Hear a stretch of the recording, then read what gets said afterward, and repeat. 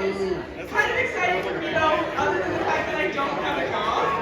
I haven't found the right one yet. One being that it doesn't pay, but that's okay. And my dad is here, so don't worry, I will most likely find a job. Yes. He really shouldn't be worried though, because I've always done very well at self-making myself, entrepreneurship, all that. When I was 5, I started my first business where I sold rocks. Yes, I sold rocks in the Rocky Mountains to people. Obviously, I understand the economy, so he should not be worried at all. I will find a job.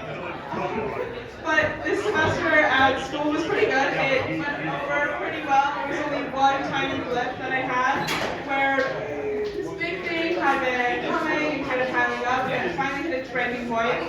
And that's when I realized that I don't really have many fun facts about myself. Which I know isn't true because I'm up here right now doing stand-up comedy on a Friday night. So there has to be something. And so throughout the semester, I found a way to compile a list of fun facts, and I'm going to tell the fun facts that I've come up with.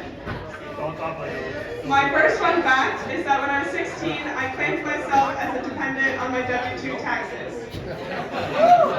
It was a mistake, it was my bad, but when I was in the building filling it out, the lady was like, "It's illegal if we help you." I'm like, okay, but it's also probably illegal if I claim myself as a dependent. But she didn't help me. And my parents were like, "Why did you do that?" I'm like, "I don't know, I depend upon myself, and the dog also depends upon me when I feed her at night." They did my best. My second fun fact is that 3 months ago, when I was in Western Massachusetts, a man asked me out. Really proud of myself. I know.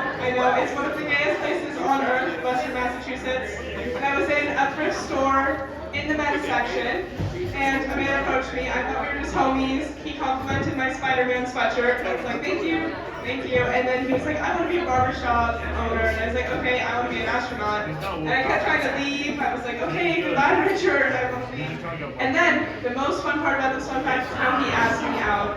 I was trying to leave. My friends had abandoned me. They were there and then they left because they thought I was enjoying my time. I was not. And he went, "Would you want to do something fun together later tonight?" And I said, "Oh, no, thank you." And I walked away. Girls want to have fun, but not that much fun. And my friends are all convinced that he thought I was a gay man, so it doesn't even apply.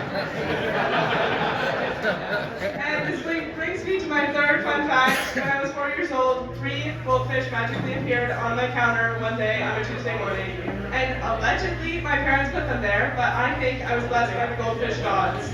And now, as a 4-year-old, my parents wanted to empower me and leave me to my own devices because they wanted me to be independent. And they left me with just a pocket full of dreams and a container of fish food. And I was like, okay, I got it. They only need food. That's the only thing. I got this. So, day 1 goes by great. The first week goes by swimmingly, some could say. Then day 7, tragedy strikes.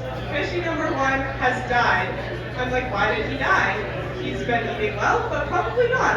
So as a 4-year-old, I concluded he was starving to death. So I began to feed fishy number 2 and fishy number 3 much more food because we can't have them dying on my watch. It was a tragedy. So 7 more days go by, they go by great, everything's fine, the tragedy strikes again. Fishy number 2 has died. Belly up, flushed away, down the toilet, R.I.P. He's in the leach field with the other one. Then another week goes by, it's great, everything's fine. I decide to feed fishy number 3 more food because he cannot starve. This is my only one left. My dignity is in the bowl. Tragedy strikes on day 7. We run out of fish food. But that's okay because we don't even need it because the fish had died the day before. And with this tragedy, left me with a lot of questions. As a 4-year-old, I was like, what is this? And to this day, I still mourn the loss of these 3 goldfish. They were impactful, and memory is a fickle thing, but I do know that you can't win them all, but you most certainly can lose them all. Thank you so much. That has been my